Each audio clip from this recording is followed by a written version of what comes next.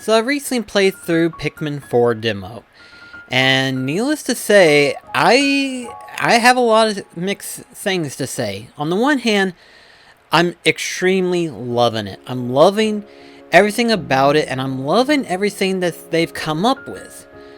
On the other hand, though, some of the changes that they have made with Pikmin 4 are a little bit questionable in my opinion. Now, regardless of how you may feel of it, I personally am possibly a Pikmin fan. Not one of the biggest one, admittedly, but big enough to where I feel like my opinions may actually have some impact on whether or not people will want to play this or not. Because my opinions aren't exactly perfect, but they are, in a sense, relatable. There is a bunch of changes that was made in Pikmin 4. Arguably probably one of the biggest changes that they have made in the Pikmin series. For the most part, the Pikmin series have remained unchanged, albeit with a few add-ons. In the first one, you were gathering ship parts, in the second one, you were gathering treasures, and in the third one, you were gathering fruit, and various other items depending on what they are. And for most of the part, Pikmin 4 remains unchanged in the sense of, basically you're gathering everything. Everything and anything that is necessary in order to continue your adventure. Anything and everything is possible. All of the stuff that you would expect from a Pikmin sequel are back within Pikmin 4, and in terms of what the demo displays, you only get to interact with red Pikmin, yellow Pikmin, and of course ice Pikmin. There's technically blue Pikmin, but by the time I beat the demo, I wasn't able to see how I could get the blue Pikmin particularly, per se. But out of all the changes that they have made, there was one change that I felt was a little odd. The biggest one being that of the Pikmin count number. Now, if you're familiar with Pikmin history, you'll know that the creation of Pikmin started out with a tech demo of 100 Marios on a single screen, which at the time seemed unbelievably possible. Because, yes, having 100 characters on screen would be impossible for the hard drive to pull off. Yet they were able to do this. Now, thanks to that demo, we actually got Pikmin out of that creation. And all those years later, here we are today, and instead of starting off with 100 Pikmin, we started off with, at most, 20 Pikmin. To me, I felt like that was a weird change altogether. Like, what created the Pikmin series is now a restraint within the Pikmin game. Now, that's not to say that that's going to be a permanent number. No. In fact, that's part of the reason why the changes are so impactful. Because later on, you can in fact upgrade the onion to where you can have more Pikmin out on the field. Although, I feel like as though that's a little bit odd. Starting off with 20 Pikmin isn't a crazy thing, except for if you're able to build mass number of Pikmin within a short amount of time. Especially if you're familiar with Pikmin, like me and several other people out there. You can create fast number of Pikmins, yet this restrains you from actually having so many on screen, which doesn't make sense to me. However though, it is possible to get more. In the demo, there were 2 items that are referred to as frolics, which are essentially garlic. But the game refers to as frolic. And with these items, it will expand the number of Pikmin that you can have out on the field. So in other words, by the end of the demo, I was able to get at most 40. And who's to say if later on within the game, you could actually get more of these to where you could expand it all the way up to 100. The only way that I feel would be redeemable for this is if you were able to actually achieve more than 100 Pikmin out on the field. Like, if there was a secret 2 extra one of these things, and that way you get like up to 120 Pikmin out on the field, to me that would be well worth it, because that would be something that has never been done in a Pikmin game, is having more than 100 Pikmin. We're used to seeing 100 Pikmin because that was how it was built for, that's how it was made. But to have 120, that would definitely be pushing the hardware admittedly, but not by much I don't think. Especially when you consider the fact of how highly detailed this game looks.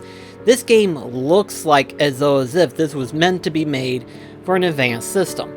All the detail is there and all the graphical improvements are within range. But despite all that, there's a lot of other stuff that the game has that I feel like as though as if was kind of a little bit much. For example, the story. Just from a demo perspective, the dialogue is so long. Seriously, the prologue is very, very long. The characters talk a little bit too much. It feels like as though as if they're on a repeat sentence. And obviously this is a tutorial level, so therefore they're discussing a lot of details and stuff. But even Pikmin 3 wasn't this elongated.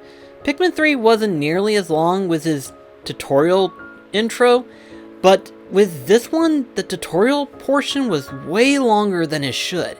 It felt like as though as if the first part of the demo was consisted of just day one, and that was just mostly filling in the gaps, telling the player about what the story's going to be like, what your objective is, how you're going to go about stuff, you know, all the stuff that we're familiar with Pikmin logic and everything, and yet here we are.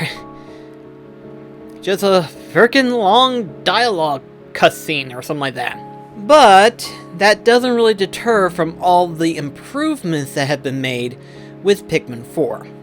And there have been a lot of improvements. A lot of quality of life, a lot of improvements, and a lot of changes that actually makes the game arguably either more fun and entertaining or a lot more interesting in terms of how they could be used later on in the game. For example, let's first talk about the camera angle. The camera angle, I was very doubtful at first, and I was always concerned of whether or not we could actually see the traditional camera angle. And yet, I was surprised as to how wrong I was. The camera angle wasn't much of a change, it was more of a visual change, you know? Like, the perspective per se. Like, yeah, it's still the same Pikmin game, it's just a different perspective view. It doesn't feel any different, it doesn't feel like it's changed, yet the perspective viewing of the game makes it feel unique, makes it feel much more grander. And I have to say, if you want to keep it that way, you can, or if you want to change it, a tilt of the camera screen is all that's necessary. And really, that's not a bad thing. I actually liked this. I'm not gonna lie, it took me a while to kind of get used to it, but after a while, I started growing accustomed to the camera change. If nothing else, it feels more natural just having it this way, you know? It feels like as though as if it's always meant to be, yet I know for a fact it was never like this from the very origins of this game.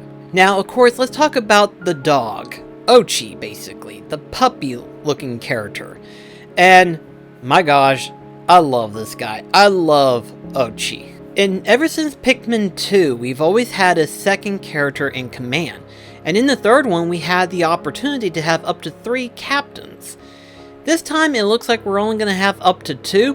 But Ochi, my gosh, the stuff that you can do with this little guy is very surprising. I mean, in the trailers and stuff like that, we saw the fact that he can swim, he can carry stuff, and he can even fight enemies and everything like that. But there is so much to Ochi that meets the eye that I had no idea of the possibility that could be possible. For example, the main character themselves cannot jump. They don't really jump at all. Or if they do, is only through situational things. With Ochi, platforming is a thing now. Platforming is very much possible within a Pikmin game. And there's even some other adjustments to the game that was never thought possible that now it is. For example, have you ever thought of an item that you couldn't get down due to the fact that you didn't have any yellow Pikmin, or because of how high it was or how awkward it was in a particular area? Well, have Ochi charge onto the wall, and there's a good chance the item will actually fall to the ground. There were a couple of items that I didn't know how I was going to get them down, yet I keep forgetting if I had Ochi charge at the wall, it may actually tip over to where my other Pikmin could actually grab the item. This changes so many things, and it could change the very strategy in which how you can take on your day. Every single item, every single castaway, every single thing that ordinarily you couldn't do, you could actually pull off thanks to Ochi. your dog companion. Another cool feature that I love is the raw materials. Now these raw materials serve two purposes. Purpose one is basically where you get to use them for upgrades. Essentially, these raw materials are melted down in order to be used for their 3D printer, but they can be used to basically give you items that you need, upgrades, or whatever the case may be, in order to help you get the job done. Or, if you're needing to build a bridge, you can use it to mold into clay to where you can actually build a bridge or some kind of climbing wall to where you can actually get that job done. And to me, that is the coolest thing, because these raw materials are everywhere. You find them everywhere, and so long as you continue to search for them, you'll never actually run out. This also makes me wonder if you could actually turn these into ceramic or whatever material is necessary, but I'm sure at the later parts of the game, you'll find out for sure if that is end up being the case or not. But just all these features is definitely something to be recognized. But I can't stop right there, because there's so many small changes that they have done to the game to give it that extra improvement that was needed. For example, in previous Pikmin game, there was no restrictions on how many Pikmin you threw at an object in order to carry something. Now, it tells you the required number that you need in order to actually carry the object, but you never actually stop throwing Pikmin, so sometimes you may end up throwing 1 or 2, maybe even 5 extra Pikmin that you didn't really mean to throw in order to get the object moving. In the game's case, however, though, in Pikmin 4, you actually have a slight pause feature after you throw the initial number needed for throwing. This small improvement ordinarily wouldn't be necessary, yet it feels welcoming. Can you imagine the amount of time you actually save just from trying to not throw as many Pikmin, or counting for that matter? Instead, you can throw the Pikmin, and that slight pause for a brief second lets you know that's enough Pikmin, move on to the next thing you gotta do. It literally helps save you countless times that is necessary in order to get the job done. But there's also the Denori battle. These Denori battles is something that I didn't actually expect to see except through co-op mode, or in 2-player mode, or secret missions mode, or something like that. Yet this is part of the main game, in which where this mysterious creature shows up out of nowhere and starts taking away the castaways, and in order to rescue them, you have to pass through these challenges known as Denori's trials. Yet, this is actually really cool. I do like this. This actually not only ups the ante, but it also practices on how to be able to play through the game functionally, more strategically. And if you pay attention to the NPC, your enemy of course, you may actually learn how to functionally play the game a lot more effectively. In other words, improving and actually doing better out in the main game. All of these changes and more make Pikmin 4 what may very well be possibly the best Pikmin game out of the series. Although that's hard to say, because my personal favorite is actually Pikmin 1, for certain reasons of course. But Pikmin 4 has all of these quality of life features, and it makes it interesting to know how much more has been improved. How much further does it go? How much bigger can the game be? I mean, we've seen a couple of areas that you get to explore, but how much more is there to explore exactly? How much more upgrades are there? How much more stuff can you do? What other stuff can you do outside of the demo? It's hard to say, and I'm very fascinated and interested to find out what more you can do when this game comes out July 21st. Anyway guys, thank you so much for watching, and I'll see you in the next video. This is BlackCross signing off. Catch you guys later.